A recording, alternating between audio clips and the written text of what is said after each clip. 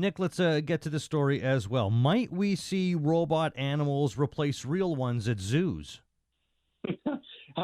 Like these two stories are so markedly different. It makes me chuckle, and this is how strange the future can be, right? So I sent you a link. The robot dolphin that could replace captive animals in theme parks, and there was this animatronic dolphin that was deployed in the theme park, and it was so realistic. It was incredible.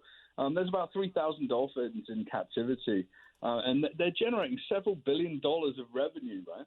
But these dolphins aren't being treated very, very well.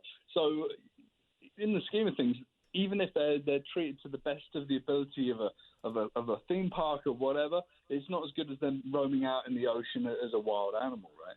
So, if we can replace them with animatronic dolphins that are exactly the same, I think that's really positive, and it's almost like a Blade Runner moment, you know. Do you own a real dolphin? Do you own a robotic dolphin? The bottom line is you should never own a wild animal. So, I think that these kinds of technologies and this application is fascinating. I mean, it's all about entertainment, and really, you can really push the boundaries of what you want to do with these animals as well. Well, the animatronic animals. Yeah, and animatronics could bring back audiences that have, been turned off by parks using live animals. Well, absolutely, and that's a good revolution. You know, you could even have like the ultra wealthy, and they've got like ponds and they've got pools full of these amazing animals, and they can control them and they could set them on their guests and all sorts of fun things. Well, it would take an ultra millionaire to have one of those because it costs $3 to $5 million to create one. So one would think that like Edge Innovations, as we're talking about in California, they've made a robot dolphin. It looks and moves exactly like a real one. So like they would have to prove these robot dolphins, whatever these animatronic animals would be, they have to prove to be cheaper in the long run than the real thing if we're to see this movement happen in zoos. The one thing that's certain about technology, Jeff, is that it does get cheaper over time. You know, once you've actually mastered it, these initial versions are millions of dollars. Then it goes down to tens of thousands of dollars. And once they've got things like machine learning, artificial intelligence built into them, and they sort of learn their environments, we're going to be able to, literally populate our theme parks and swimming pools with these kinds of animals, and it's not going to break the bank.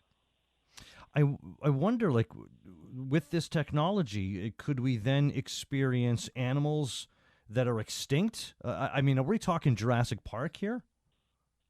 That'd be kind of interesting. I mean, we speculate that the noises we make, what animals eat, they're what they look like from the bone structure, what they sound like from the bone structure as well. But yeah, we could eventually get to the point of actually building animatronic dinosaurs. We're already seeing some of that in the movie world. So yeah, are we going to really go after that and sort of build entire theme parks? That's going to be an expensive theme park, right? And as we know, the model of theme parks and bringing together hundreds of thousands of people every single day in a place is pretty fallible, especially when you think about the pandemic, right? This is why Disney and its businesses are pushing, a digital streaming first model versus, the future being their theme parks, yeah?